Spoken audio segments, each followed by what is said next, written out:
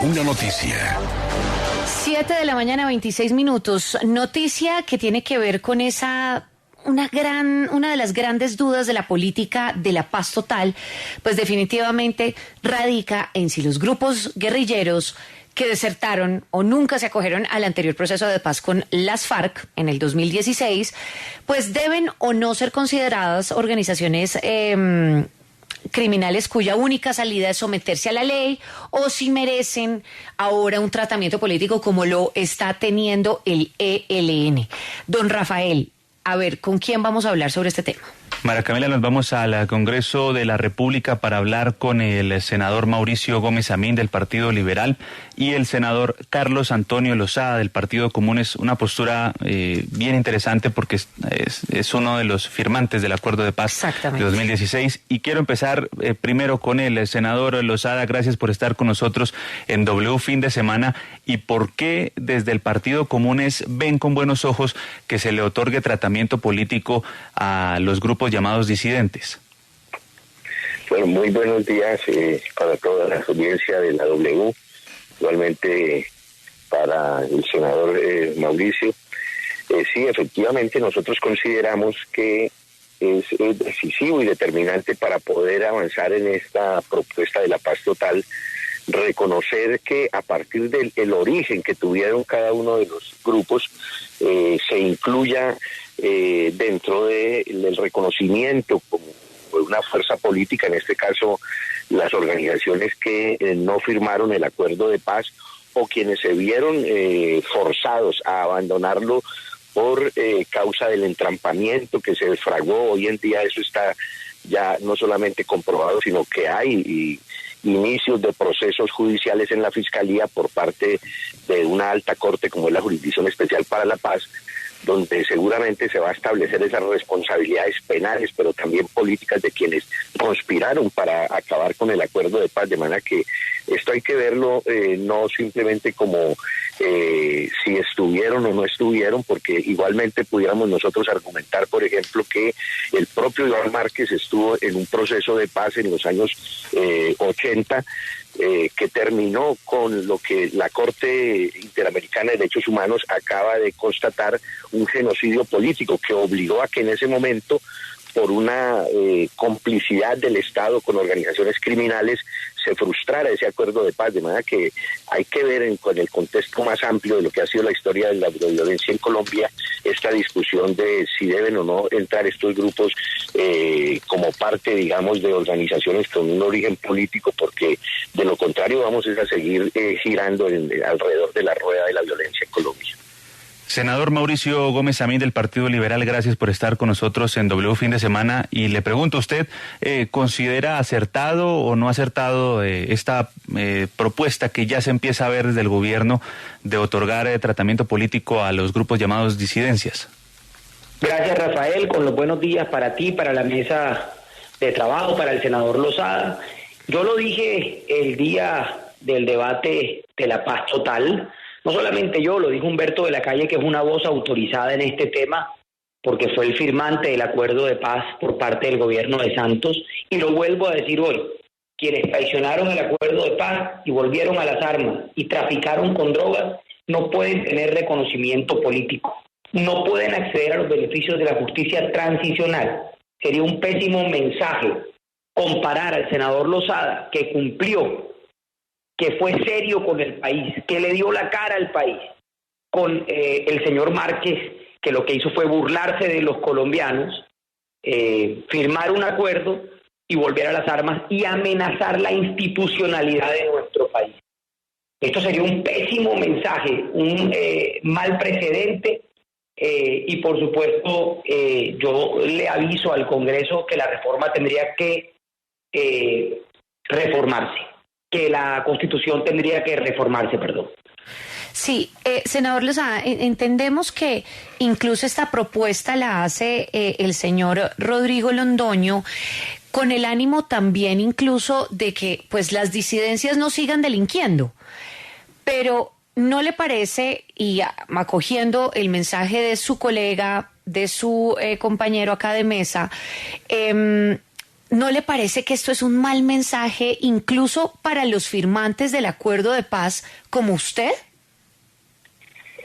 Bueno, yo debo reconocer en el senador Mauricio Gómez un hombre comprometido con la paz del país. Hemos tenido la oportunidad de hablar en varias ocasiones sobre este tema, incluso en la etapa inicial que fue tan compleja y difícil para nosotros allí en el Congreso. Pero este es un momento de la historia de Colombia que requiere generosidad y requiere grandeza. Generosidad porque una sociedad no puede estar condenada históricamente a seguir en la violencia simplemente por apegarnos a unas normas que, entre otras cosas, el propio Estado ha violado. Mencionaba ya el caso del genocidio de la Unión Patriótica, donde ya es una verdad jurídica de que el Estado como tal conspiró con organizaciones por fuera de la ley para impedir la paz en ese momento. Nos hubiésemos ahorrado 32 años de guerra.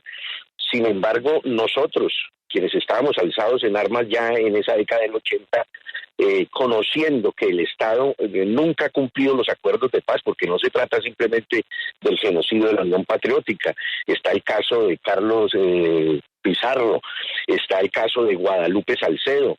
Es decir, ha sido una costumbre del Estado de no cumplir los acuerdos de paz, y con ese argumento bien podría entonces también quienes están hoy en día por fuera de la ley decir no estamos dispuestos a avanzar en la paz. Por eso consideramos que hay que tener en cuenta todo ese contexto histórico y entender también que las leyes expresan una voluntad política. Y nosotros creemos que en este momento la decisión de un sector muy amplio de la sociedad colombiana es avanzar en esa paz total, incluso llevando esa generosidad y extenderla a organizaciones que claramente tienen un origen delincuencial, de lucro personal, las organizaciones dedicadas al narcotráfico y a lo que se ha denominado criminalidad de alto impacto, para que por fin podamos hacer un alto en el camino y busquemos salidas distintas a lo que se ha intentado por muchas décadas y que no ha logrado esa paz, avanzando entre otras cosas en políticas que no es que se estén inventando aquí en Colombia. El sometimiento a la ley, otorgando ciertos beneficios, entre esos quedarse con una parte de los bienes para estas organizaciones criminales, es algo que diariamente se resuelve no solamente en Estados Unidos, sino también en otros países. Colombia ha tenido también ya antecedentes de lo que han sido esos procesos en décadas anteriores, de manera que se trata de coincidir, digo yo, las distintas posiciones y versiones para construir una salida que nos ahorre dolor, sangre, víctimas en una sociedad que lleva 200 años de enfrentamientos inútiles. Senador Mauricio Gómez, el senador Lozada dice que este es un momento que requiere generosidad y requiere grandeza. ¿Usted está de acuerdo con esta posición del senador Lozada? ¿Cree que esto sería un sapo que hay que tragarse o cree que esto realmente pues no tiene ningún tipo de legitimidad tenderle la mano en una negociación de carácter político a un grupo que desertó de un proceso que ya se había firmado? Mire, se la pongo de esta forma. Si a mí me tocara firmar la paz otra vez con la FARC, yo lo volvería a hacer, no una vez, sino 100 veces. Y tener al lado al senador Lozada, a Imelda Daza, viendo que se acogieron a un proceso, viendo que cumplieron un proceso, viendo que le están aportando al país desde el Congreso de la República con ideas y no con violencia, yo lo vuelvo a hacer 100 veces. Lo que no haría nunca, y lo que no estoy dispuesto a hacer, y no lo hice en la ley de paz total, y por eso no voté el artículo 5, que hablaba sobre la alfombra roja que hay que ponerle a Iván Márquez para que vuelva como si nada hubiera pasado, sería sentar un precedente de que entonces cualquier acuerdo de paz puede violarse, no puede cumplirse porque no va a pasar nada. Es como decirle a los violentos y a las bandas criminales, tienen una oportunidad de incumplir y volver. No. Los acuerdos son de caballeros y hay que cumplirlos de parte y parte. Yo no creo mucho en ese entrampamiento, yo tengo que diferir ahí.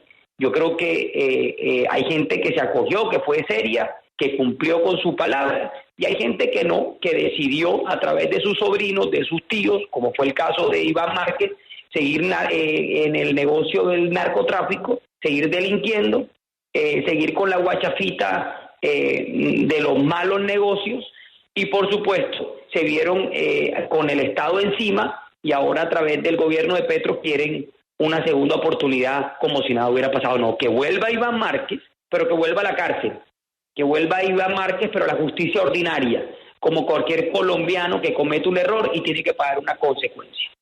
Senador Carlos Antonio Lozada, usted ha dicho en sus dos respuestas que el Estado ha violado, que el Estado ha sido cómplice, solamente nombra al Estado.